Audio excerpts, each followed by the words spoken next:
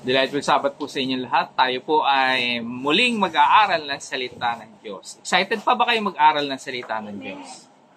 Bago po yan, ako po ay nakapulot na naman ng isang magandang kwento. No? At gusto ko ikwento sa inyo, may isang babae na iniwan ng kanyang asawa. At dahil nakakita ng ibang maganda, mas maganda, at may kayang babae, kaya iniwan siya ng kanyang asawang lalaki. Habang siya naglilinis ng kanilang garden, nakakita siya ng palakang naipit ng isang timba. No? Sabi nung palaka, kapag tinulungan mo ko, sa pagkakaipit ko dito, bibigyan kita ng 3 kahilingan. Kaya dali-dalin tinanggal nung babae yung palaka sa pagkakaipit sa timba. At nagsalita yung palaka, hindi ko nasabi sa iyo na may kondisyon nga pala yung 3 kahilingan mo. Sabi. So, ganito, sabi nung palaka, ano man ang hingin mo, 10 times na mangyayari ito sa iyong asawa. Sabi ng babae, iniwan na nga ako ng asawa ko, 10 beses pang doble ang bibigay mo sa kanya. So, nag-isip-isip yung babae hanggang sabi niya, dahil wala naman siya magagawa, pumayag na itong babae sa kanyang kondisyon. So, ang unang hiling niya, ay sabi nung palaka, anong una mong hiling? So sabi ng babae, ang una kong kahilingan ay gusto kong maging pinakamagandang babae. No? Sabi nung pinaalala ng palaka, magiging Adonis yung asawa mo pag yan ang kahilingan mo at maaaring magkaroon siya ng marami pang mga babae. Sabi niya. Sumagot yung babae, okay lang. Kapag ako'y pinakamagandang babae na, malamang ako na ang balikan ng aking asawa. Kaya sumigaw yung palaka, cock-a-doodle-doo. No? Yun yung magic word niya. At naging pinakamagandang babae nga itong babaeng to. At yung siyempre yung asawa niyang pinakapogi. No? So, sa ikalawang kahilingan, sabi ng palaka, anong gusto mong mangyari? So, nag-isip na naman itong babae hanggang sa hiniling niya, sana ako ang maging pinakamayaman, sabi niya. Oh, tandaan mo, magiging mas mayaman sa iyo ang asawa mo. Kaya, sige, okay lang, sabi niya. Kaya sumigaw na naman yung palaka ng kokak-doodle-doo. Hanggang sa naging mayaman na naman yung babae. At siyempre, yung asawa niya ang mas mayaman sa kanya. So, ganun lagi ang mangyayari kapag humiling itong babaeng ito. So, sabi nung palaka, ano na ang iyong huling kahilingan? So, nag-isip yung lalaki, yung babae, na, sabi niya, huli na to, dapat pinakamainam na itong kahilingan na ito. Kaya nag-isip siya maigi, at nainip yung palaka, ano na, pagbigyan mo na, binigay mo na sa akin yung kahilingan mo nang makaalis na ako. O sige, ito na ang kahilingan ko. Sabi nung babae, gusto ko, bigyan mo ko ng mild stroke. Sumigaw yung palaka, cock-a-doodle-doo. At namatay yung kanyang asawa. Bakit namatay, Nay? Ha? 10 times yung mild stroke. No? So, talagang mamamatay yung asawa. So, hindi nakakatawa. Yun ang nakakatawa doon. So, tayo pa yung magpapatuloy ng ating pag-aaral. Yung susunod na 3 chapters na ating pag-aaralan, kung ating i-discuss po, ay ito po ay hindi continuation ng chapter 20 na iniwan natin last Sabbath. Sabi ng mga scholar, ito po ay nasa kalagitnaan ng paghahari nitong si David. So, simulan po natin sa verse 1, sabi, sa panahon ng paghahari ni David, 3 sunod-sunod na taon na nagkaroon ng tagutom. Kaya't sumangguni siya kay Yahweh. So, ito po yung napakainam na katangian nitong si David na tuwing siya po ay may pangangailangan, may katanungan siya, lumalapit siya sa Diyos. Alam niya kung paano lumapit sa Diyos. At kapag siya po ay may tagumpay, may pagpapala, nagpapasalamat sa Diyos, at kapag meron naman siyang paghihirap na nararanasan, lumalapit pa rin siya sa Diyos. No?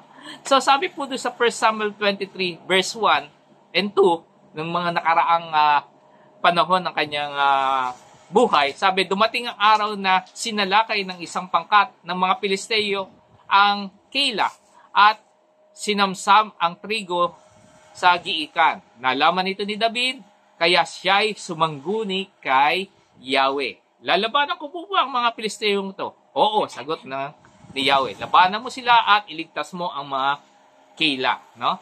So, yun po yung isang pagkakataon na sa maraming pagkakataon na si David ay lumalapit lagi sa Diyos.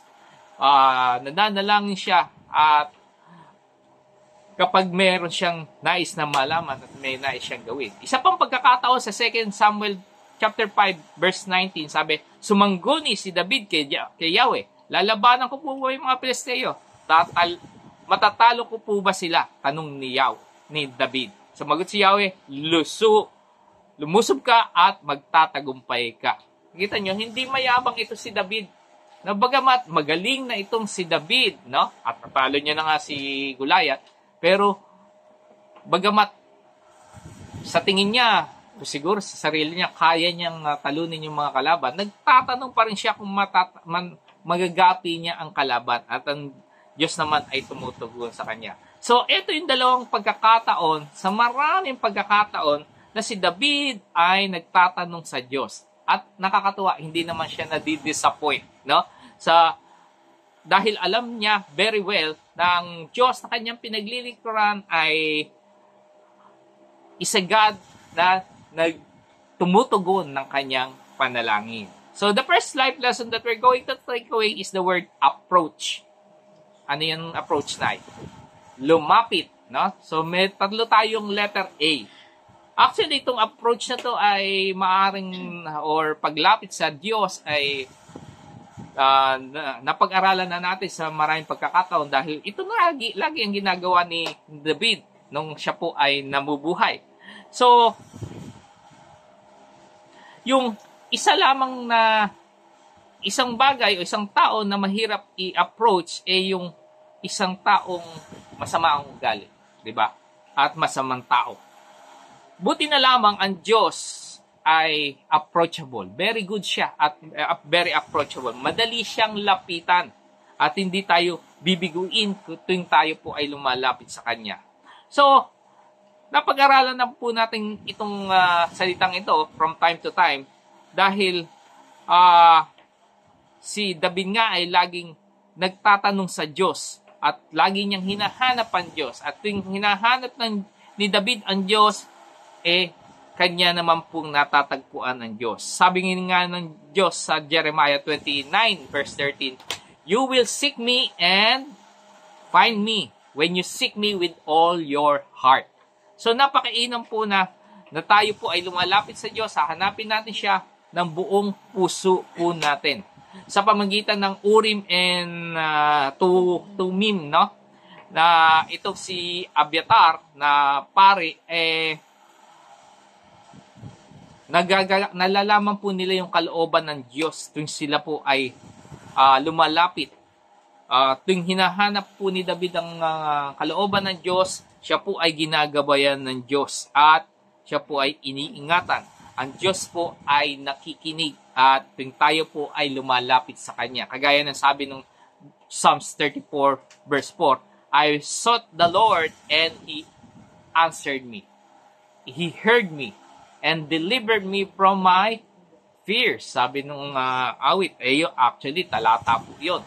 So, every time na may problem na nag-a-arise, itong si David po ay tumatakbo upang hanapin ang Diyos.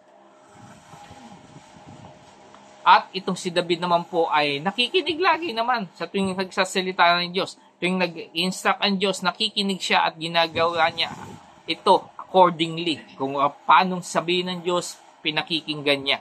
Ito po ay pagpapakita ng karunungan at pagiging makadiyos nitong si David. Para kay David po, to go or not to go was up to God and not to him, no? So, kung siya po ay lalaban, ay laging nasa kalooban ng Diyos, ay yun po ay siyang matutupad.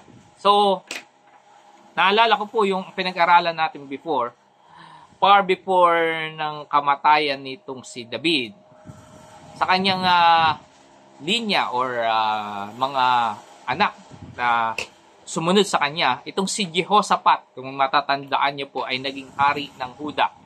At sa kanyang puso po ay kanyang dinivote sa mga naisin ng Diyos. Sumunod po siya sa kalooban ng Diyos. Sabi po sa 2 Corinthians 20, when the Moabites and the Ammonites with some of the Meunites came to wage war against Jehoshaphat, alarmed, Jehoshaphat resolved to inquire of the Lord. No? Lumapit siya sa Panginoon.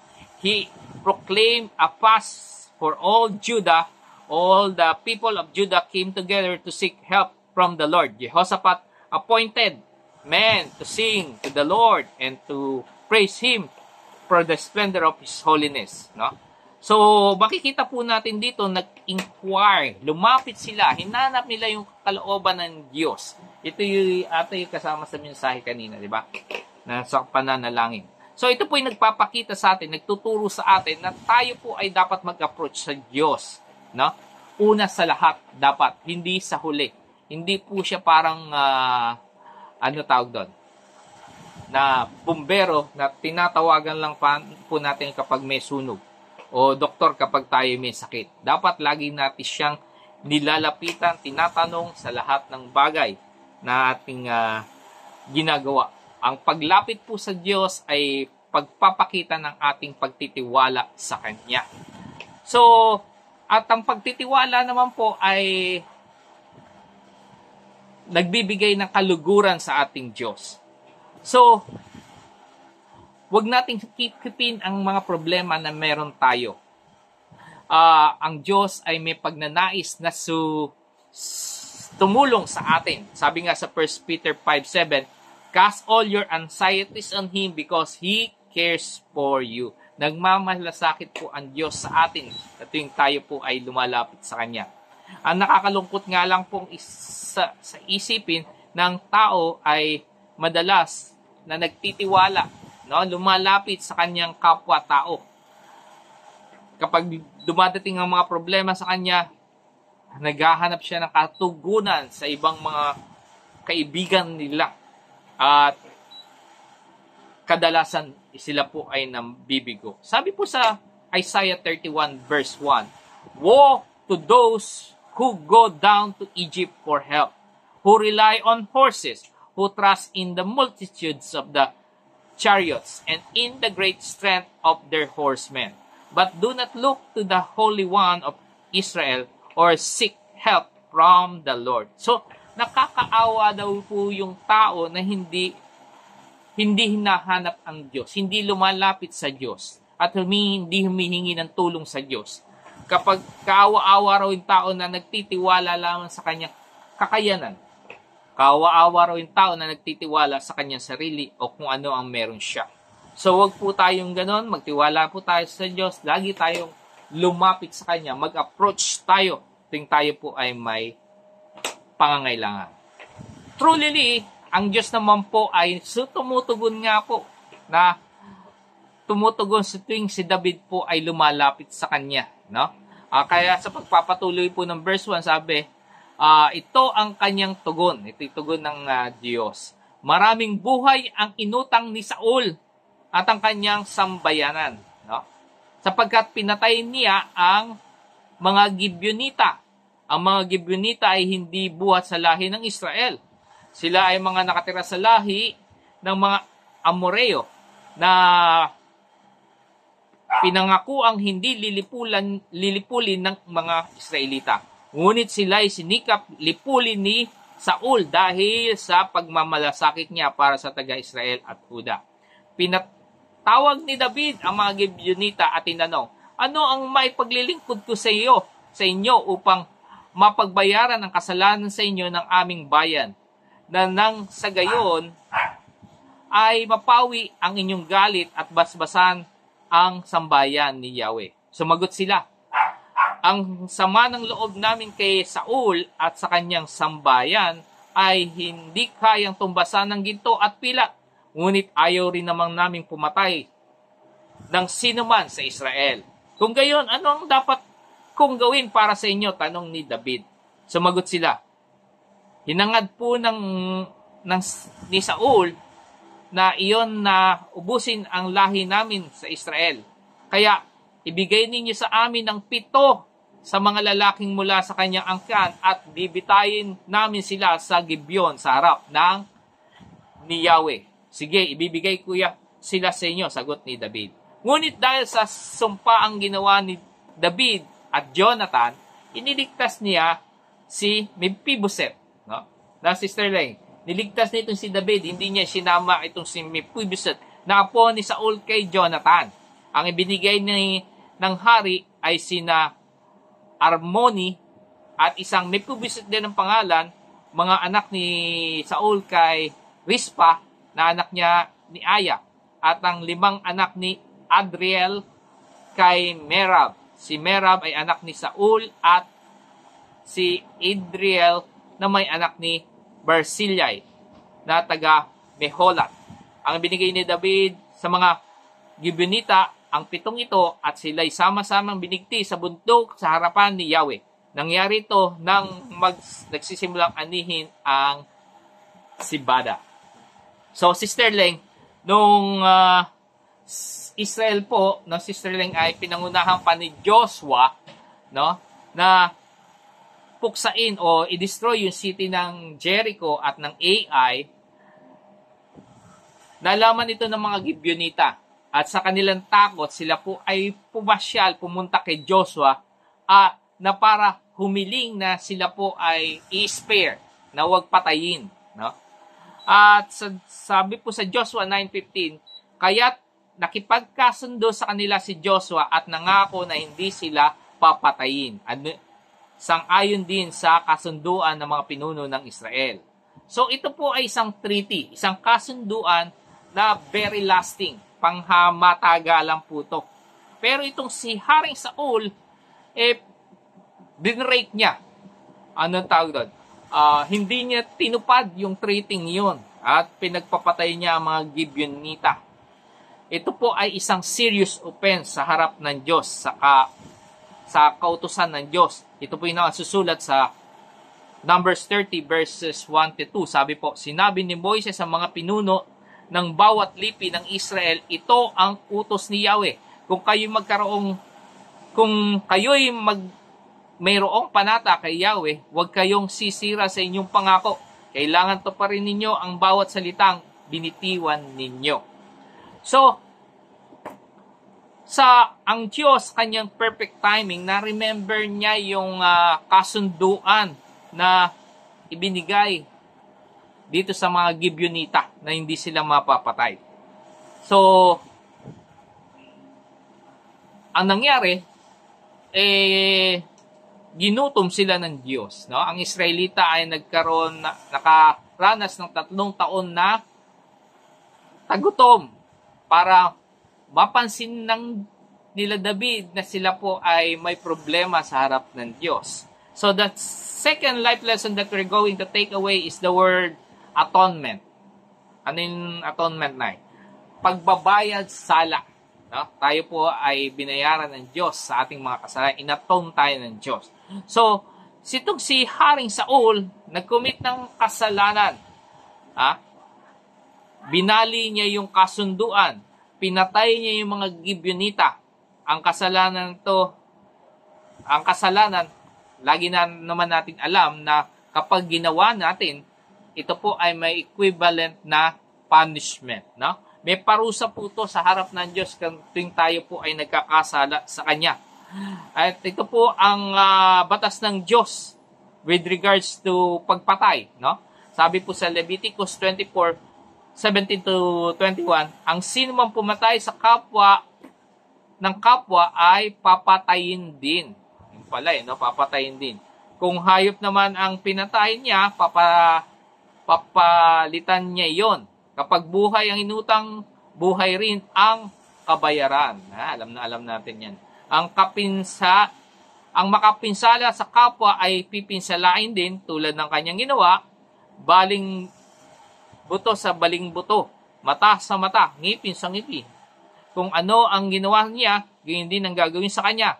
Ang makapatay ng hayop ng kanyang kapwa ay kailangang magbabayad ng hayop din. Ngunit ang pumatay ng kapwa-tao ay dapat patayin din. Isang batas na ipinaiiral sa mga katutubong Israelita at mga dayuhan. Ako si Yahweh ang inyong Diyos. Ito po ang utos ng Diyos, no? So ito naman po ay isang code, no? Isang guide na ginagawa at sinusunod ng mga hukom nila, mga judges, no? At hindi naman dito po ini-endorse na tayo po ay magkaroon ng personal na revenge o magpaghihiganti natin ay gawin nating mata sa mata, ngipin sa ngipin, buhay sa buhay. Hindi naman po ini-endorse ng Biblia ang ganon. Ulit po, ito po ay ginagamit ng mga hukom o mga judge.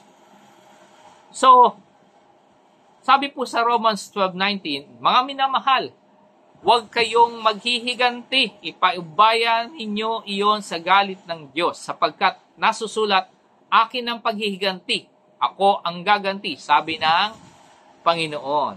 So, kapag merong umapi sa atin, nanakit sa atin at lumamang sa ating mga buhay, hintayin na lang po natin ang paghihiganti ng Diyos at huwag tayong pong mag-dwell, no, sa ating paghihiganti. Huwag tayong mag-iisip ng ganon.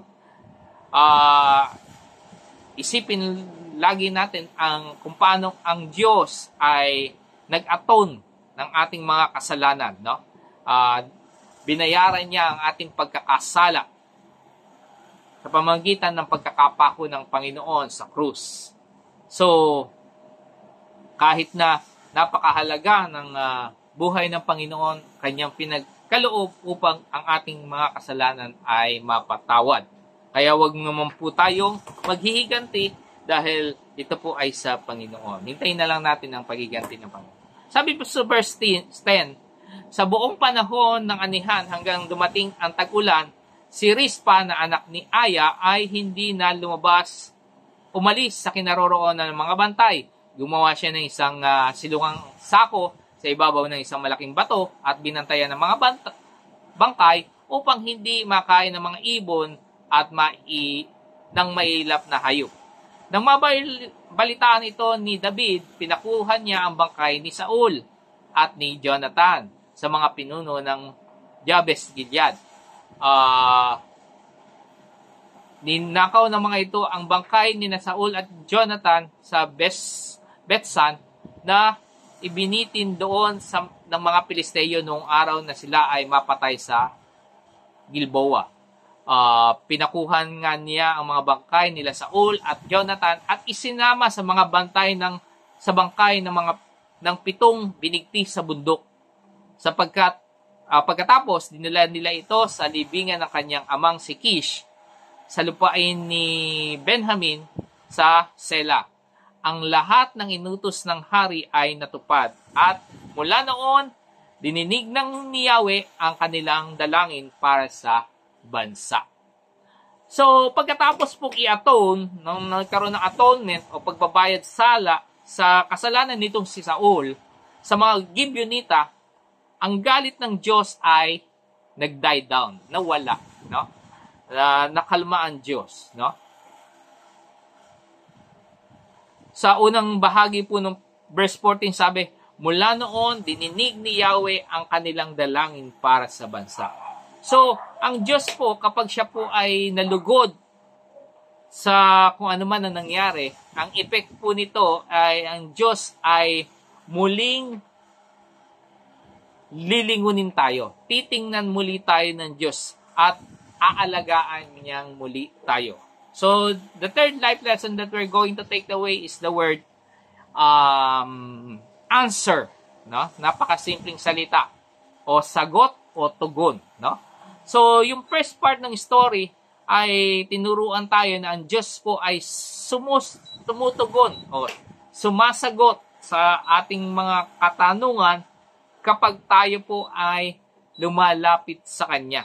Kailangan kapag humingi tayo ng revelasyon sa Diyos, siya po ay tumutugon sa atin.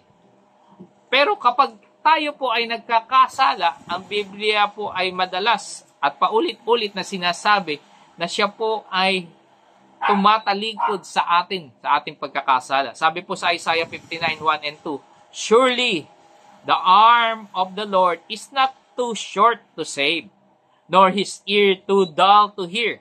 But your iniquities have separated you from your God. Your sins have hidden his face from you, so that he will not hear. So, ang Diyos Ama po ay napaka-perfecto, no? Perfect po siya at ayaw niyang makita man lamang ang kasalanan. Dahil siya po ay malinis, ang karumihan ay ayaw niyang pagmasdan. At the only way para tayo po ay tingnan muli ng Diyos ay dapat malugod natin ang kanyang puso. Kapag sinunod na natin ang kalooban ng Diyos, tayo po ay kalulugdan ng Diyos. So, sabi nga, paano natin malulugod ang Diyos? Sabi sa Colossians 1:10, sa gayon, makakapamuhay na kayo ng karapat-dapat at kalugod-lugod sa Panginoon, sasagana ang lahat ng uri ng mabubuting gawa at lalawak ang inyong pagkakilala sa Diyos. Sabi naman po sa 1 John 5:14, may lakas loob kayong lumapit sa Kanya dahil alam nating ibibigay niya ang anumang hingin natin kung ito'y naaayon sa Kanyang kalooban. Ulitin ko po, kung ito'y naaayon sa Kanyang kalooban. So, in-emphasize po rito ni John na ang ating mga panalangin, kapag ang Diyos po ay na-please o nasiyahan, natuwa, ang Diyos po ay tutugon. Ang pananalangin po natin nararapat ay yung nagbibigay ng kasiyahan sa Diyos at hindi yung nagbibigay lamang ng kasiyahan sa ating mga sarili. Kapag tayo po'y lumapit sa Diyos, nakipag-usap sa Diyos, hindi po tayo dapat nagdidiman ng ating mga pangangailangan. Dapat tinatanong natin kung ano ang kalooban, ang nais ng Diyos sa ating mga buhay. At kung i-align po natin ang ating mga panalangin sa Kanyang kalooban, ang sabi ng talata, ang Diyos po ay makikinig. At dahil po siya ay nakinig, sigurado po ibibigay niya ang ating mga kahilingan. Sabi po sa Psalms 37:4, delight yourself in the Lord and He will give you the desires of your heart. Dito po, sabi ninanais ni David na tayo po ay magbigay lugod sa Diyos, no? At i-commit po natin ang ating mga sarili sa kalooban ng Diyos. Paano natin gagawin to? Kapag dinelight po natin ang ating mga sarili sa isang tao, ang ibig sabihin lang po ay binibigyan natin siya ng kasiyahan, no? Kaluguran. At ito po ay mangyayari kapag alam po natin yung naisin ng taong minamahal natin. At so, nararapat po na alamin natin yung naisin ng ating Panginoon para malugod natin ang Kanyang kalooban. At ito lang po ang paraan para tayo po ay makagawa ng tama sa harap ng Diyos. So, kailangan din natin i-commit ang ating mga sarili, ipagkatiwala natin lahat sa ating Diyos, ang lahat ng bagay sa ating mga buhay. Ang buhay natin, pamilya natin, trabaho natin, mga pag-aari natin, no? Ay ibigay natin sa control at guidance ng ating Diyos. So, si Paul at ang maraming mga Kristiyano nung panahon na yon ay ninais nilang malugod nila ang Diyos sa kanilang mga buhay. Kagaya na lang ng sinabi sa 2 Corinthians 5:9, sabi, kaya nga, ang pinakananais namin ay maging kalugod-lugod sa Kanya, maging nasa bahay man o nasa malayo. Upang, ito po ay ginagawa nila upang ang kanilang mga panalangin ay tugunin ng Diyos. So, tayo magpasalamat sa Diyos dahil ang ating Diyos, ating pinaglilingkuran ay very much willing to answer, no? So, tugunin ang ating mga panalangin. Ang pangako pa nga ng Diyos ay pakikitaan niya tayo ng mga dakilang bagay, mga bagay na hindi natin maisip at hindi pa natin nakikita, yun ang itutugon sa atin ng Diyos. Gugulatin niya lang tayo kung ang ating mga buhay ay i-aalay natin sa kalooban ng Diyos. Sa tuwing tayo lalapit sa Kanya, nang may kabanalan, may pagpapakumbabang loob, ang Diyos po ay handang makinig at tumugon sa ating mga dalangin. So yun po ang ating pag-aaral. Delightful Sabbath po sa inyong lahat.